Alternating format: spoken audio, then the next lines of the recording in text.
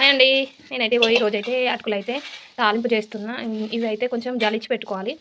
జల్లెడతోనైతే కొంచెం అడుక్కు ఇట్లా పిండిలాగా వస్తుంది. జల్లెడ పడితే మాత్రం అటుకులు బుక్కేటప్పుడు అంత అడుగులు పడి అంత మంచిగా అనిపించదు.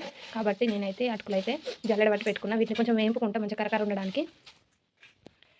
ఇదైతే కొంచెం వేడి అయింది, వేడి తగ్గుతుంది. ఇందులో అటుకులు వేసుకోవాలి, మాడిపోకుండా కలుపుకోవాలి. ఇలా కలుపుతూనే ఉండాలి.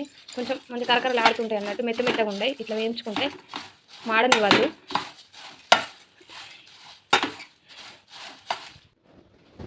వేయింపుకుంటే కొంచెం చేంజ్ అయినాయి చూడండి. ఇట్లా ఇరవగానే చునిగిపోయేలా ఉండాలి.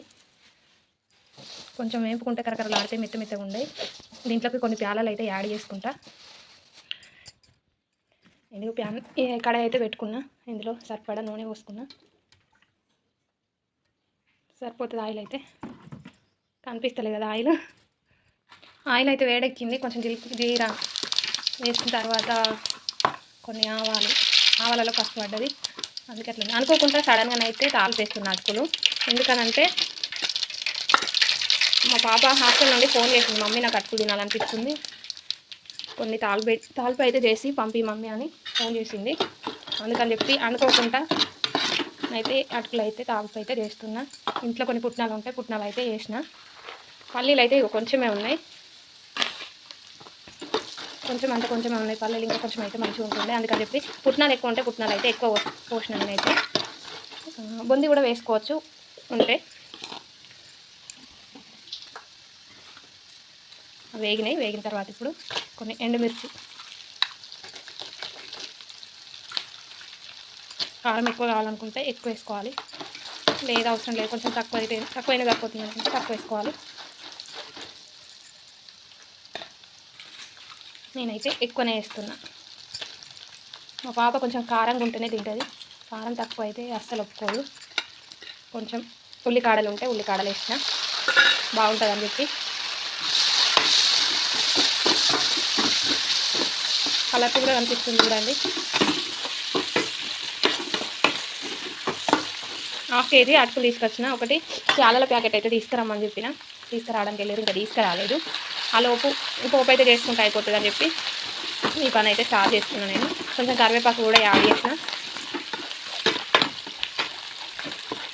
ఇలా కలుపుతూనే ఉండాలి, లేదంటే మాడిపోతాయి. మాడనివ్వకుండా ఇలా కలపాలి. మెయిన్ ఇంపార్టెంట్ ఏంటంటే మిరపకాయలు మాత్రం అస్సలు మాడనివ్వద్దు. ఉంటే కొత్తిమీరలు కూడా వేసుకుంటే మంచిగా ఉంటాయి. అనుకోకుండా తాలింపు వేస్తున్నా అని చెప్పినా కదా, కొత్తిమీరలు అవైలబుల్ లేవు ఇంట్లో టైంకి, పల్లీలు లేవు, రెండు అయితే లేవు. నేను అట్లు మరవసే విధానంలోనైతే ఉల్లిగడ్డలు అయితే ఇంటెనకనే ఉన్నాయి కాబట్టి అవైతే కొంచెం తీసుకొచ్చేసిన. ఉల్లిగడ్డకు బదులు కొంతమంది ఉల్లిగడ్డ ఇష్టపడతారు, కాకపోతే ఉల్లిగడ్డ వేస్తే మాత్రం అట్లల్లా మెత్తబడతాయి తొందరగా.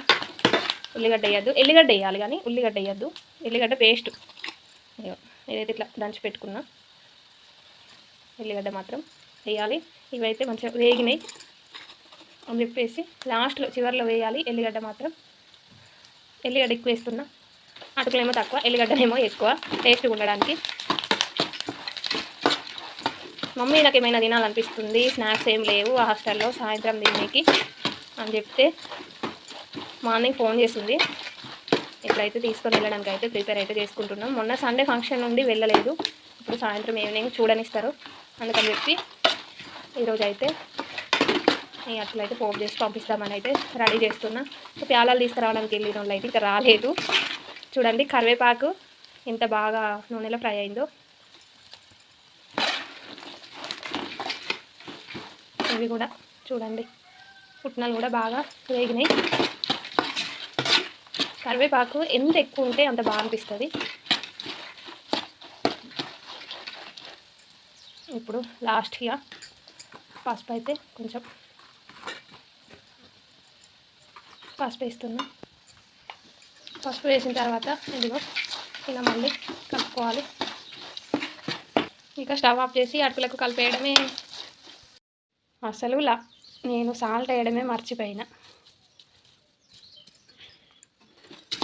ఇంకా నయ్యం అట్లనే పంపించలేదు, నేను పోపు చేసి మాట్లాడుకుంటూ మీ ఇంట్లో ఉప్పే వేయలేదు, మాటల్లో పడిపోయి. ఇప్పుడు దించుకొని ఇందులో వేసుకొని కలుపుకోవడమే. ఇదిగో ఈ విధంగానైతే అటుకులు అండ్ ప్యాలాలు తాలింపు అయితే చేసుకున్నా. ఇదేంటో కానీ కెమెరాలోనేమో వైట్ కనిపిస్తుంది, నేను డైరెక్ట్ చూస్తేనేమో పచ్చగా కనిపిస్తుంది.